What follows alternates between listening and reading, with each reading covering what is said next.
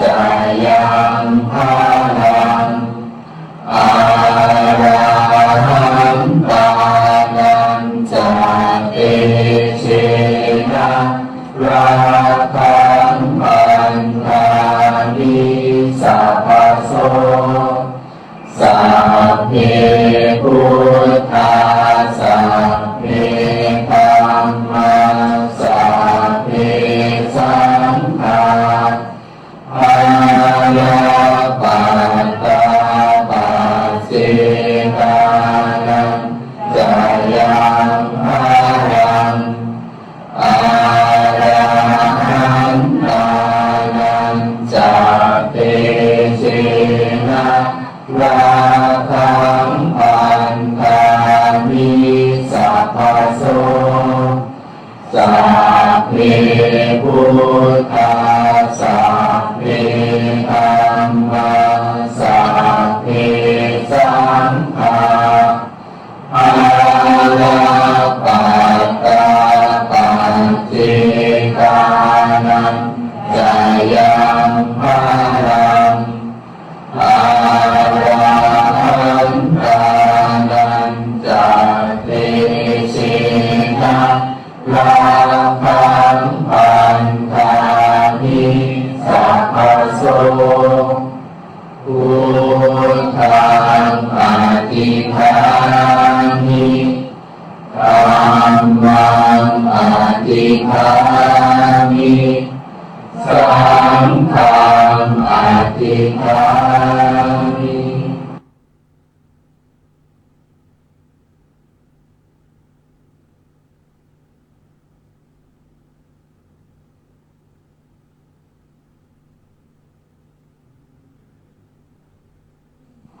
กราบพระพร้อมกันนะ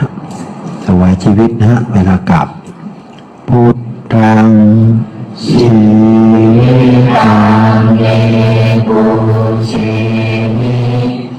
ธัมมังชี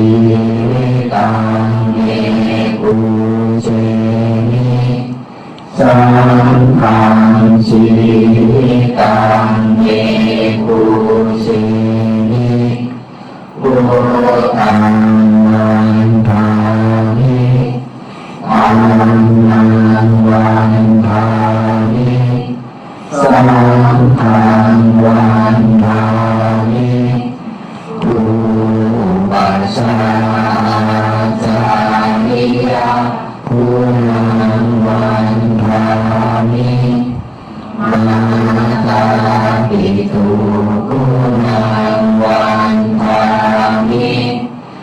ราชวิสิกขากุณังวันทามิสาธุอายุวันโนสุขังสะตังสาธุ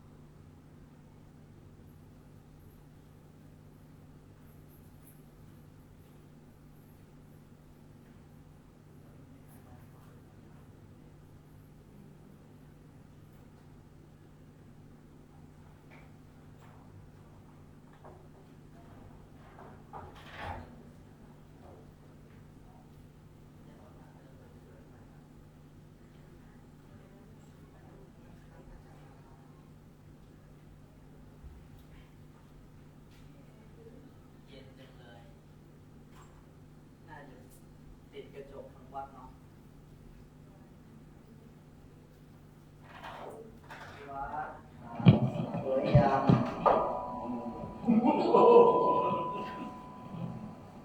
หน้าเก่าเราทั้งนั้นเลยนะดูหอมนั้นมาหน่อย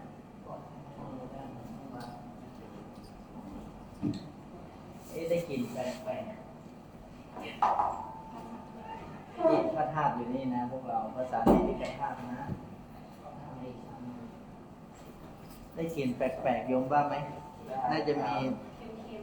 มีดวงวิญญาณตามมาแน่เลย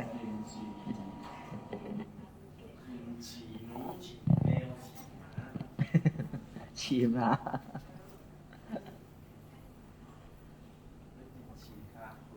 นี่เป็นช่วงนี้เป็นช่วงบุญเรานะเพราะว่าพระสารีริกธาตุมาประทับอยู่ข้างในถ้ามันนั่งสมาธิในนี้จะมีพลังมาก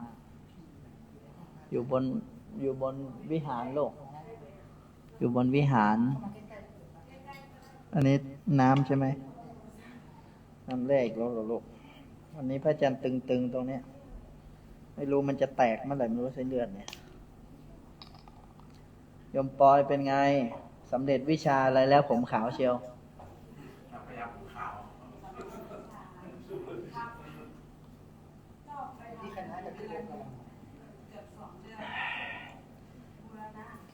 ทำไมเก่งจังเลย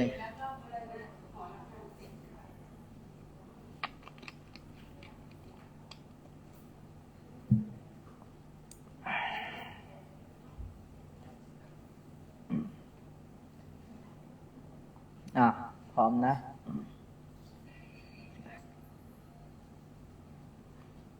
วันนี้เราไปกันแต่เช้าเลยเนาะ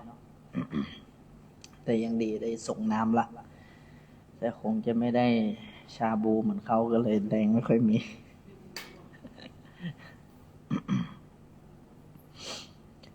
พุทโธเมนาโถพระพุทธเจ้าเป็นที่พึ่งอันประเสริฐของข้าพเจ้า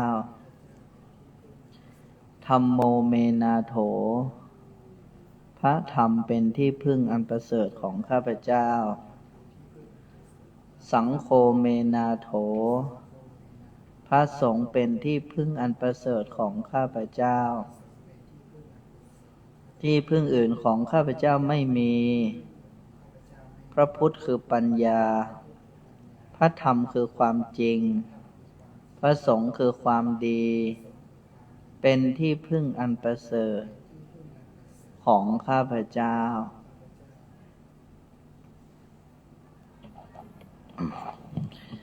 นี่ใครเอาไมค์มาลูกรอเก่งจังบอกให้พระเนนไปหามาตั้งนาน3 ปียังไม่ได้เลย หาไมค์บอกให้มาติดข้างในเพราะว่าข้างในนี้คนก็มาปฏิบัติธรรมกันตลอดน่ารักดีโมทนาทบทวนบุญกันเนาะตอนเช้าใครที่ไม่ได้ไปก็อนุโมทนานะตอนเช้าเราไปไหนกันมาทบทวนบุญสิฤาษีปอนไปวัดห้วยพระเจ้าไปงานบุญประจำปีเราไปถวายตุงชาติรอดหรือว่าชาติรอดหมายความว่าชาติที่พระพุทธองค์เป็นโพธิสัตว์สมัยนั้นรอดพ้นจากภัยมารทั้งปวงเราก็ทำตุงถวายเป็นพุทธบูชาก็ไปถวายตุงชาติรอดแล้วก็เสนาสนะเนาะตอนเช้าก็ร่วมปัจจัยปิดยอดบุญสร้างถนนแล้วก็พับพาเจ้าแม่จามเทวียกบุญมาฝากพวกเรานะขอให้ทำอะไรราบลื่นเนาะสร้างถนนนะเนาะแล้วเป็นประเพณีของเท้ามัคควานนะคนจะเป็นพระอินทร์ได้เนี่ยพระอินทร์มีชื่อหนึ่งชื่อว่ามัคควานแปลว่าผู้สร้างหนทางเพราะท่านนั้นเคยสร้างหนทางอานุภาพนั้นเนี่ยก็จึงทำให้ท่านเป็นพระอินทร์แล้วคนจะเป็นพระอินทร์นั้นเนี่ยต้องมีหัวใจที่เป็นสาธารณประโยชน์สาธารณประโยชน์หมายความว่ามีหัวใจที่ทำเพื่อประโยชน์ส่วนรวมนั่นแหละเพราะนั้นนะที่วัดก็อาจจะเป็นพระอินทร์ได้เพราะว่าคิดถึงลงทานคิดถึงช่วยเหลือผู้คนเนี่ยประเภทนี้แหละก็จะทำให้มีอำนาจไปเกิดเป็นสักกเทวราชได้เนี่ยแล้วก็หลังจากที่ไปร่วมบุญภาคเช้าไม่ได้ออกก็ลืมตาดูพอบารมีท่านน้อมกำลังจักรพรรดิตั้งแต่อดีตปัจจุบันและอนาคตครับหลวงตาอดีตจนถึงปัจจุบันอนาคตนึกว่าหลวงตามาทักหลวงตาท่านชอบเล่นอยู่เรื่อย แล้วกลับจากวัดห้วยพระเจ้าก็มาวัดเชียงยืนมาร่วมบุญนพเคราะห์ประจำปีเนาะทำไมถึงต้องมีการบูชาเทวดานพเคราะห์ที่จริงแล้วก็ในพระพุทธศาสนาก็เรียกว่าเทวตาพรีคือการน้อมบุญให้กับเทวดาแต่พิธีนพเคราะห์เนี่ยมันเป็นพิธีพราหมณ์พุทธเครื่องต่างๆที่เราเห็นนั้นตอนเช้านะมันก็จะมีสตวงกระทงทั้งหลายทั้งปวงแล้วก็มีบัตรพลีเรียกว่ามีรูปเหมือนของพระอาทิตย์พระจันทร์พระอังคารพระพุธพระพฤหัสบดีพระศุกร์พระเสาร์พระราหูพระเกศเป็นองค์แทนก็มีการสร้างบัตรพลีขึ้นมาแล้วก็น้อมบุญถ้าในพราหมณ์ก็เป็นการเส้นสวงบูชาเทวดาแต่ในทางพุทธศาสนาของเรานั้นเป็นการน้อมบุญให้กับเทวดาเพราะนั้นบางครั้งบางทีเนี่ยเทวดาท่านมีฤทธิ์เนาะด้วยความที่เทวดาท่านก็ดูแลพระศาสนาด้วยจะเอาง่ายๆก็คือเรามีญาติผู้ใหญ่คิดง่ายๆอย่าไปคิดอะไรยากหลวงพ่อวัดท่าสูงท่านใช้คำนี้การที่เราสงเคราะห์เทวดาอุทิศบุญกับเทวดาเนี่ยนะก็เหมือนกับเรามีญาติเป็นเทวดาโยมใช่ไหมเราอยู่ประเทศไทยเป็นสังคมอะไร connection เนาะใช่ไหมพบปะนะเส้นสายใช่ไหมเมื่อโยมมีเส้นสายโยมคิดดูว่าโยมมีเส้นสายผู้หลักผู้ใหญ่นะก็โยมก็สะดวกหลายทางอันนี้ถ้าโยมมีเส้นสายเป็นเทวดาล่ะนั่นนะใช่ไหมแต่ว่าเราไม่ได้แบบขอท่านเนาะก็เหมือนกับคนน่ะคนหมายความว่าถ้าใครมีอะไรก็มาขอเราอย่างเดียวเราก็น่าเบื่อเนาะมันก็ต้องรู้จักคอนเนคชั่นใช่ไหมจะไปก็อย่าไปพึ่งไปขอไปให้เขาก่อนเทวดาก็เหมือนกันแต่ว่าเราไม่ได้หลอกท่านนะเราให้ด้วยความนอบน้อมให้อะไรให้บุญให้ธรรมอย่างกิจกรรมทุกวันพระเนี่ยเรามีกิจกรรมอะไรปล่อยปลาช่วง4:30หรือว่า16:30 นาทีเราก็จะไปปล่อยปลาที่ท่าวัดฝาห้ามแล้วเสร็จตอนเย็นเราก็มาสวดมนต์ทำวัดเย็นสาธยายพระปริตประกาศพระปริตสาธยายพระไตรปิฎกที่เป็นซึ่งมันเป็นกิจกรรมของวัดภาคเย็นอยู่แล้วพอตกช่วงเวลานี้เราก็มาร่วมกันถามธรรมถกธรรมใช่ไหมมีอะไรเราก็ถามก็เป็นสิ่งที่ดีจริงๆแล้วถ้าพวกเราทุกคนจะต้องรักหรือว่าห่วงใยใครสักคนเนี่ยพวกเราไม่ต้องให้อะไรหรอกสิ่งที่สำคัญที่สุดก็คือให้ทำเพราะทำนี่แหละจะเป็นสิ่งที่คุ้มครองป้องกันคนที่เรารักได้ดีที่สุดเรารักใครรักพ่อ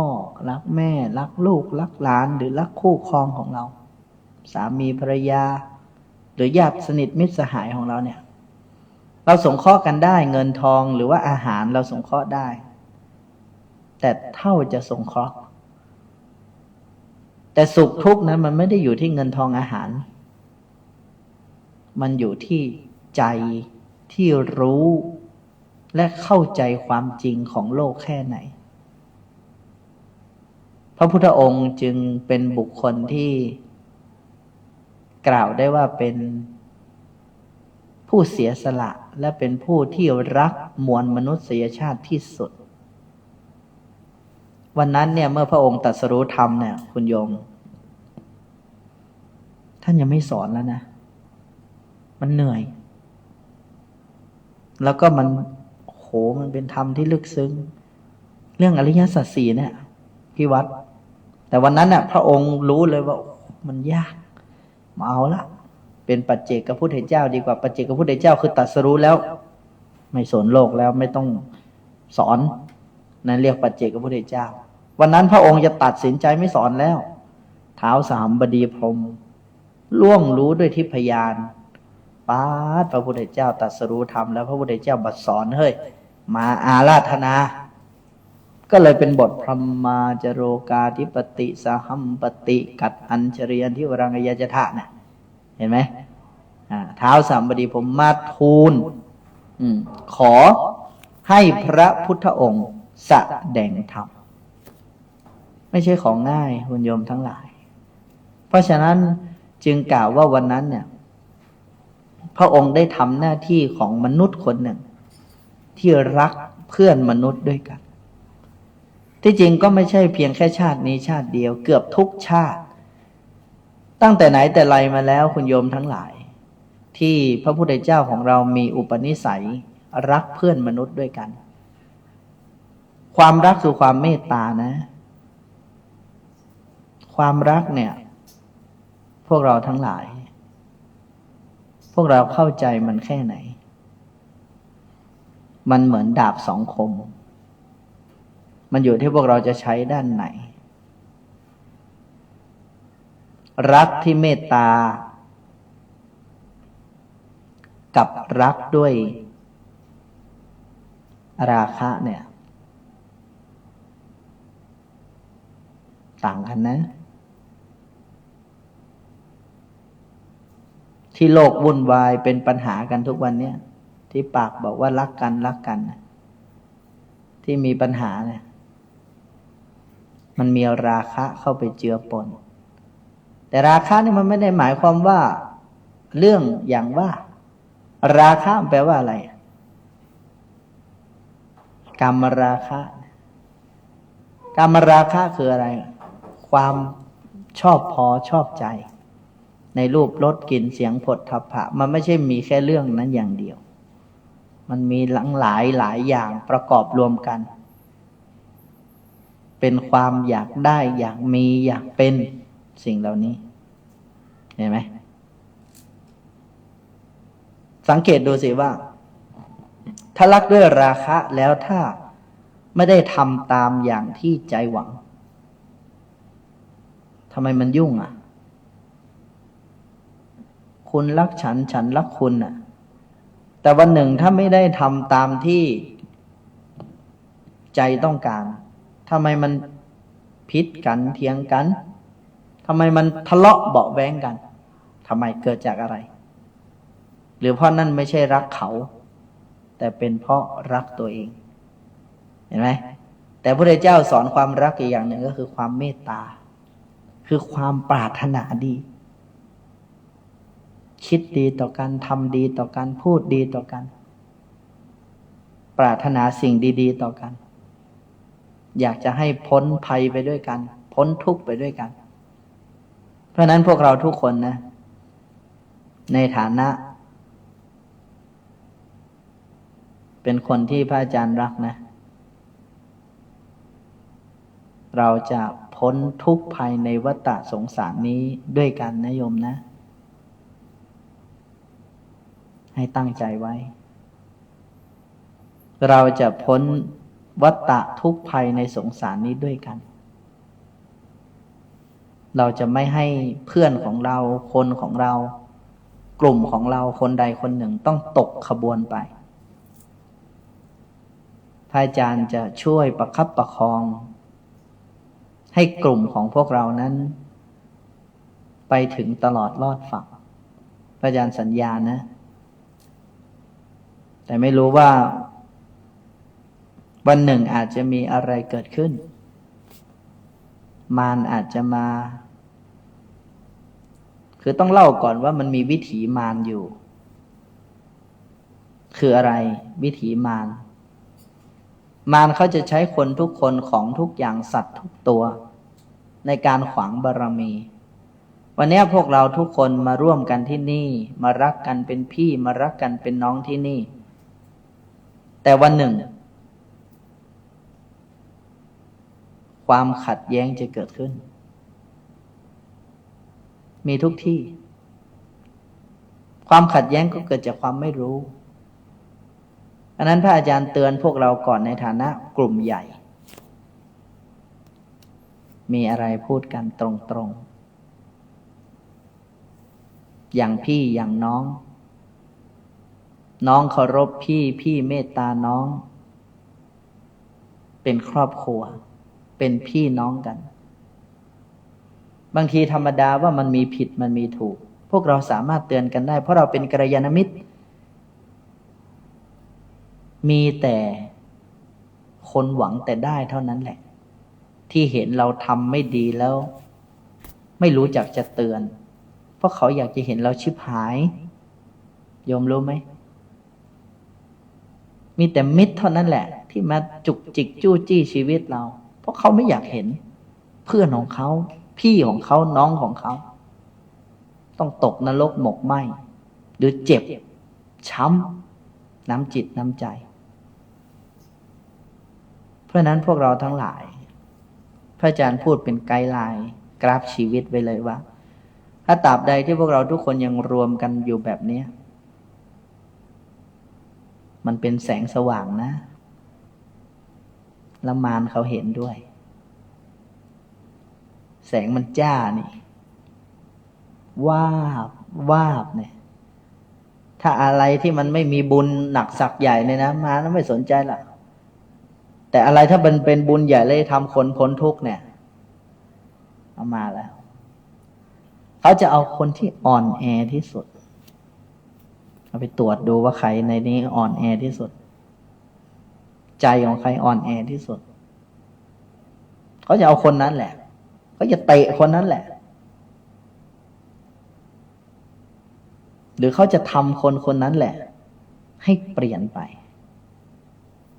นะพวกเราลองมาจำเรื่องนี้ให้ดีนะเรื่องนี้จะเกิดขึ้นแน่นอนพระอาจารย์เอาหัวเป็นประกันเลยบันทึกไว้นะเรื่องวันนี้ที่พระอาจารย์พูดเนี่ยนะ100 ทั้ง 100ที่พระอาจารย์ไปสร้างบารมีเนี่ยมีเรื่องนี้ทั้งหมดพระอาจารย์พูดไว้ก่อนหน้านั้นแล้วว่าอย่ามาศรัทธาพระอาจารย์นะอย่ามาเชื่อพระอาจารย์พระอาจารย์ไม่มีอะไรให้น่าเชื่อถือหรอกที่เรามาอยู่ร่วมกันเนี่ยเราร่วมกันเพราะความเข้าใจกันความเชื่อกับความเข้าใจเนี่ยมันไม่เหมือนกันนะโยมเบื้องหลังของความเชื่อคือความสงสัยทั้งสิ้นแต่ความเข้าใจกันเนี่ยมันมีแต่จะตอกเสาเข็มให้มั่นคงพวกเราเคยศรัทธาใครไหมแล้ววันหนึ่งรู้สึกที่จริงก็ไม่ได้อยากจะเสื่อมศรัทธาแต่ว่าโลกธรรมมันเป็นอย่างนั้นมีลาภเสื่อมลาภมียศเสื่อมยศสรรเสริญนินทาสุขทุกข์เป็นธรรมดาโดยอย่างหลวงตาพวกเราสิใช่ไหมกว่าวันนี้จะเป็นหลวงตาม้าวรงคตวิริยะทโลเนี่ยโยมเอ้ยปืนก็โดนมีดก็โดนจะตายมรณภาพก็หลายครั้งหลายหนคนแช่งกันทั้งบ้านทั้งเมืองแล้วหลวงตาเป็นไงช่างมันเห็นไหมแล้วพวกเราทุกคนล่ะที่บอกว่าเรารักหลวงตาเคารพหลวงตาเนี่ยคำว่ารักหลวงตาเคารพหลวงตาไม่ได้หมายความว่าให้ท่านมาคุ้มครองเราแต่ให้ใจเราน่ะเหมือนท่านเป็นได้ไหมล่ะมันต้องอย่างนี้ไม่ใช่มันนึกถึงแต่หลวงตาช่วยลูกด้วยหลวงตาช่วยลูกด้วยไม่ใช่ที่ว่าช่วยลูกด้วยก็คือหลวงตาเป็นไอดอลของเรานี่วิธีคิดไม่ใช่มาคิดแบบหลวงตาช่วยหลวงตายังจะช่วยตัวเองไม่ไหวเลยไปช่วยพวกเรายังไงใช่ไหมล่ะแม้แต่พระอาจารย์ก็เหมือนกันก็ช่วยพวกเราไม่ไหวหรอกพระอาจารย์ไม่กล้านะทำเหรียญไม่กล้าทำอะไรนะถ้าครูบาอาจารย์เราไม่ว่าท่านมีแล้วสำหรับพระอาจารย์โอ้โหดูดิแข้งขากระเพกเนี่ยตอนเช้าเนี่ยจะหัวเขามัมลงเสาท่านอยู่แล้วถ้ามันตั้งเขาเหลี่ยมเสานั่นก็มามีแล้วยังช่วยตัวเองไม่ได้เลยจะเอาอะไรไปช่วยพี่ๆทุกคนแต่มีอยู่อย่างหนึ่งจะช่วยพวกเราได้คือพระธรรมแล้วพระธรรมที่พระอาจารย์พูดกับพวกเรากี่สัปดาห์แล้วเนี่ยลูกกี่สัปดาห์แล้วครับตั้งแต่ธันวาไล่มาสิกี่สัปดาห์พ ระธรรมที่พระอาจารย์พูดกับพวกเราทุกคนไปนะถ้าพวกเราทุกคนไม่เอาไปใส่ลงหัวใจแล้วไม่เอาไปทำนะเน่าบูดเสียหมดช่วยอะไรพี่ๆไม่ได้แต่ถ้าพี่ฟังแล้วคิดแล้วเอาไปใช้เอาไปปฏิบัติกับชีวิตพี่จะได้รับมรดกธรรมนั้นอย่างเต็มกำลังเพราะนั้นคือสิ่งที่นะขอพูดจากหัวใจนะไอ้ที่มันนั่งรวมกันอยู่ตรงนี้เนี่ยไม่ใช่เรื่องบังเอิญหรอกไม่ใช่เรื่องบังเอิญคนคนหนึ่งจะมานั่งใครสักฟังใครสักคนหนึ่งคนคนหนึ่งจะมาทำอะไรร่วมกันแบบนี้เกิน3 วัน 4 วันเนี่ยนะ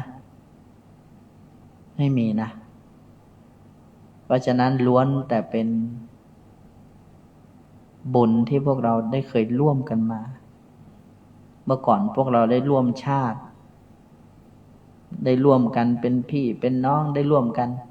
สร้างบุญสร้างบารมีมาด้วยกันไอ้ที่เห็นหน้ากันอยู่เนี่ยมันคุ้นทุกคนเลยเนี่ยที่นั่งกันอยู่เนี่ยพ่อแม่โยมชื่ออะไรพระอาจารย์ยังไม่รู้จักเลยโยมอยู่บ้านไหนยังไม่รู้จักจำชื่อยังไม่ได้เลยจำชื่อเรียกผิดเรียกถูกเป็นตุ๊กตาเป็นการ์ตูนก็มีตอนเช้า จำก็ยังไม่ได้เลยแต่เนี่ยที่เห็นกันอยู่เนี่ยมันเหมือนกับร่วมกันมานานแล้วน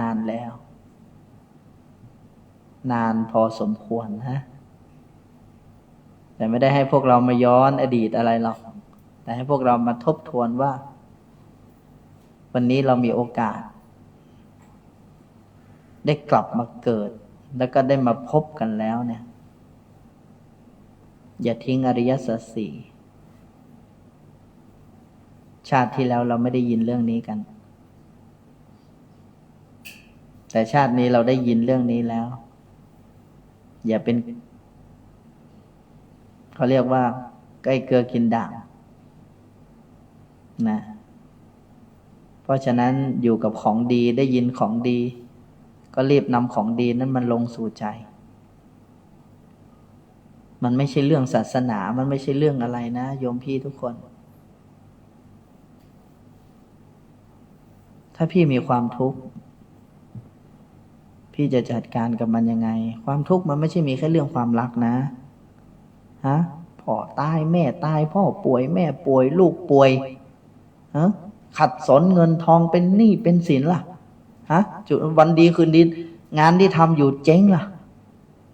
มีพี่คนหนึ่งที่ทำโรงปิ้นเห็นไหมก็ทำดีมาตลอดแต่วันนี้มันเกิดเหตุฉุกเฉินถ้าเขาไล่ออกไปแล้วก็จบอยู่ยังไงงานที่ทำอยู่นี่ต่างหากทำไมพวกเราจะต้องรีบเรียนรู้เรื่องพวกนี้เพราะมันจะได้เอาใช้ได้จริงๆแต่ถ้าพวกเราไม่มีพื้นฐานเรื่องนี้นะพี่จะมัวแต่กินบุญเก่าหรือทำไมวันนี้มันขายผ้าก็จะขายผ้าไปทั้งชีวิตหรือ